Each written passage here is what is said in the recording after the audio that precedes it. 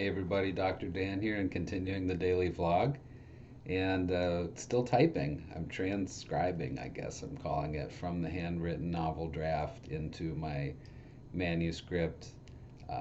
Nothing fancy there at all. LibreOffice, size 12, Times New Roman, 1 inch margins all around, and then half-inch new paragraph indentations. The one little trick that I do really like is that I do like an automatic new paragraph indentation. So when I hit enter, it comes down next line and then the half-inch indentation. So it feels a little bit like a typewriter.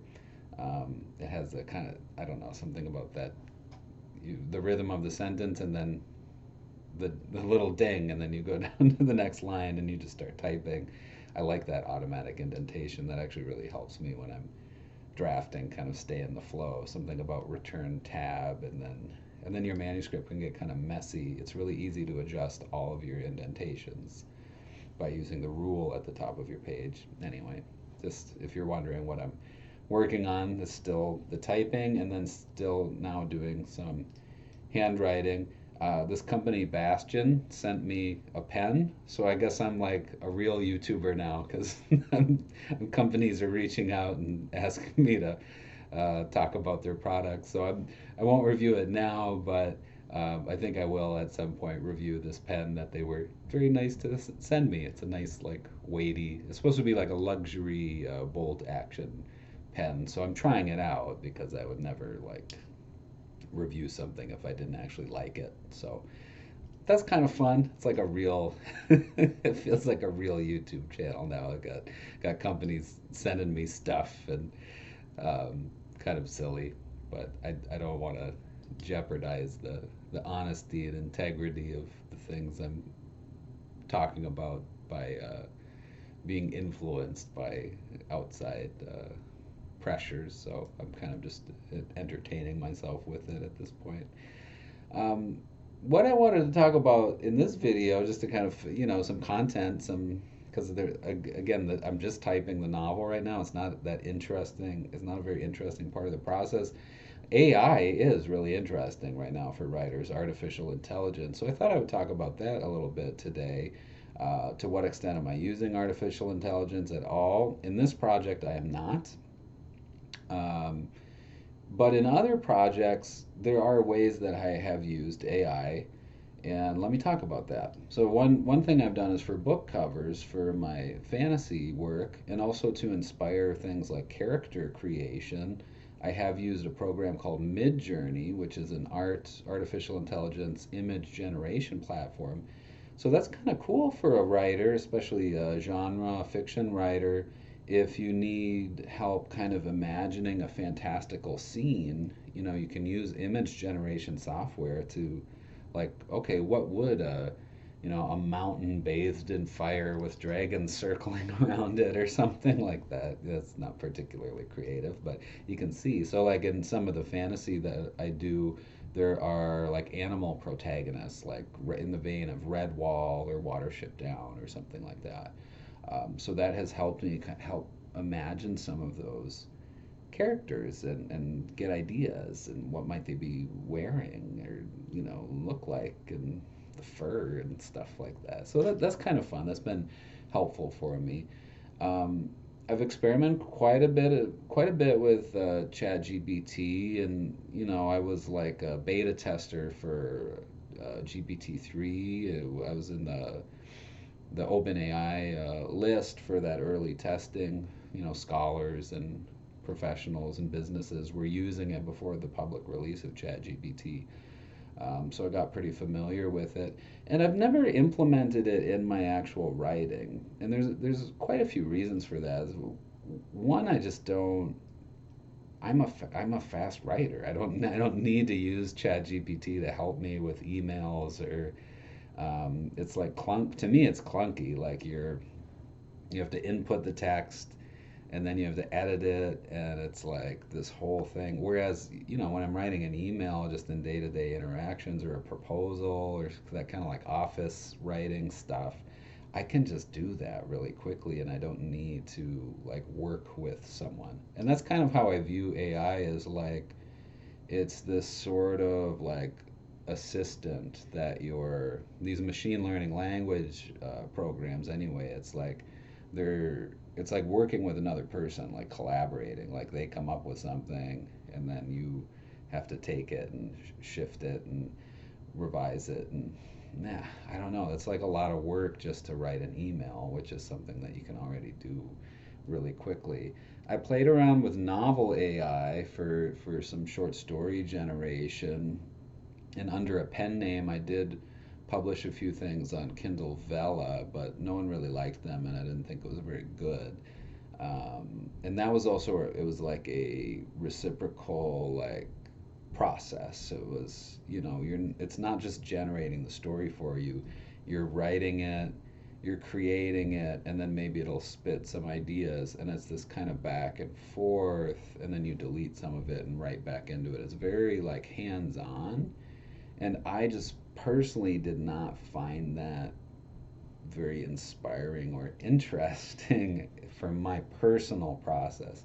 A lot of professional writers are using this. I'm seeing now articles that are like very clearly written by Chat GPT or other language models, and they don't flow very well. And sometimes you can't tell because a writer has taken the time to maybe massage that language, and those are probably the best uses. If you're really like, here's a use case.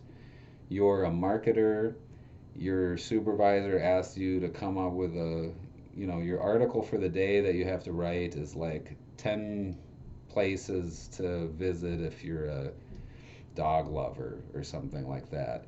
And maybe AI could help you write that because it's kind of mundane.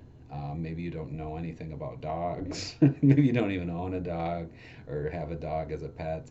Um, so maybe that can get some ideas generated for you. AI seems really useful in that process of invention. It's like if you're very stuck somewhere, you can maybe use it to generate some sparks and get something moving. Or like I mentioned earlier, I really like the image generation tools a lot more than the language generation tools. I find those helpful for a number of different reasons, for graphic design, for character generation, just for playing around with concepts. I published this literary mashup of, it was, Leo Tolstoy's War and Peace, but I set it in like a Tolkien-esque fantasy world, and it helped. I was typing in like, oh, like what would X type of character look like in a old daguerreotype photograph, or a portrait of a Edwardian individual, but they have like a hammer and a sword or something like that. It's kind of like these visual literary genre mashups. I thought that was neat, and the AI models are really good at doing that. You've seen that. It's like Harry Potter Balenciaga or something. Mixing different worlds together. The AI image generation tools are good at that. The language model tools are also good at that, to an extent stylistically. If you wanted to, like, say, ask ChatGPT to generate a poem in the style of Pablo Neruda, but you pick a new subject or you mix two different authors together, it can, we did this in class. So one of my classes, we asked ChatGPT, the prompt was something like, um, song lyrics in the style of Taylor Swift, but it's about Ian Bagost's procedural rhetoric, and they were like pretty good. Like it was on topic, it made sense, it had the some structure to it that was vaguely recognizable, I think, as verse and chorus, and I was kind of impressed that that was possible. But then other point, it seems to fail. To me, it seems to fail at doing any kind of like real thinking, which is, of course, it's not a general intelligence yet. It's not an artificial general intelligence. There might be little hints of something vaguely like it, but it's just so far away from being able to produce anything that's quite human and quite sensible, that I'm not finding anywhere in my life or actual writing creative works where I'm wanting to incorporate it in any very large way. Of course, I am doing research on AI. I'm continuing to look into the platforms, and it's advancing rapidly. And a lot of companies are hiring for these skills. So I'm working on a new class where we're going to tease out different ways of, how do you work with these tools? What are ethical ways of doing it? What are the not so ethical ways of doing it? Because a lot of folks are saying, they're integrating AI deeply into their processes, and pretty soon in Word and Google Docs, you are going to be seeing those AI tools. It's already integrated into eBay for helping you write. So it does help quite a bit with, I'd say, like short professional formats and genres. So if you just needed like to look at a sample, get some ideas rolling of um, what would a product description look like? Could you? But then you still have to take it. You have to revise it, edit it. So it's not a be all end all fix for writing right now. But anyway, the one thing I am saying to people is go ahead and play around with these tools because you'll probably really be really impressed at first if you've never tried them before. But then, I think the effect kind of the spark wears off, and I struggle to actually see where in my daily life I would want to be integrating these things into my processes, especially with a creative process, especially with a work of literary fiction that I'm pouring my little heart out into it, and I'm really digging deep into my experiences and trying to express, the suffering of, I mean, just machine learning algorithms don't suffer that we know of. Maybe they suffer, but you know, don't understand alcoholism and all the kind of trouble that I'm channeling in this, and years of it, and channeling that into a book and into the language, into the pain of a character that's fictional, and they don't do that. But a human does that. A human filters the world and thinks about the world and processes the world and then can create new stories and new ideas about it that may or may not resonate with others. Writing is a deeply personal, you have your one mind and your one voice and your very particular way of viewing the world, and every voice of course is a kind of amalgam, a culmination of all the things you've read and your particular experiences and all the things, and then filtered through your own specific subjective consciousness and reality. And we have not created artificial consciousness yet, and we still very understand very little about consciousness. So there are some musings about where I've dabbled in AI, and to the extent I've used it in some other projects, and how I am not using it really in my daily work, or not using it in my current writing projects. It's not snapping in anywhere right now in the present state, um, at the moment. So there's where we are. I probably said this already, but I hit 35,000 typed words, so I'm getting nearer and nearer. And now it's very clear that this typing process and this rewriting, or initial, this kind of first draft, I guess manuscript forging, is taking longer than it did to actually get that pre-writing done. That first draft, just Bukowski and Roar, came out like a spirit, like I was inspired to do it, and now I'm dragging my feet through this, I guess, clerical-ish process, but excited about the revision. There's gonna be a dragon in it.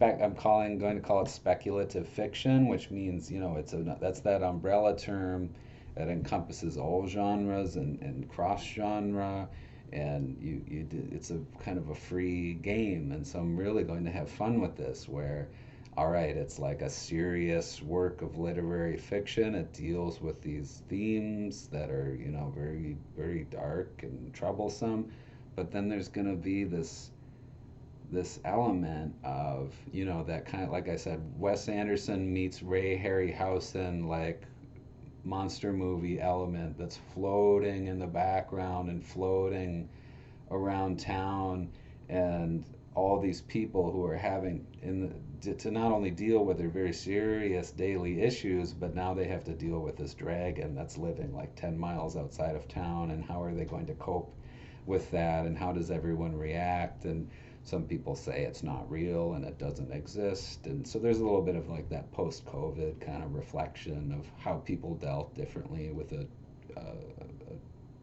traumatic, I guess, natural disaster, if you want to call it that.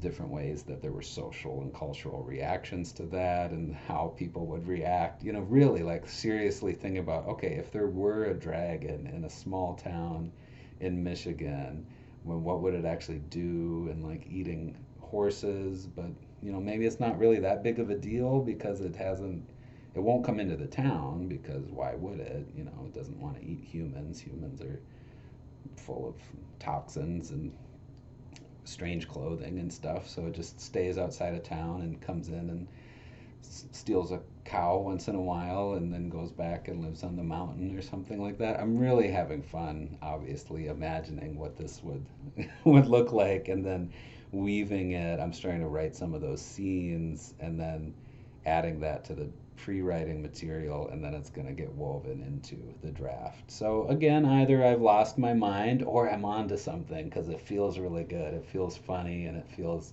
interesting to me, and it's reviving the project for me. It's reviving my interest in it, and it's keeping me motivated to continue on this pathway, so that my heart's in it and I want to do it. And then I think it's also contemporary and useful, because it's like the post-COVID social reflection, and um,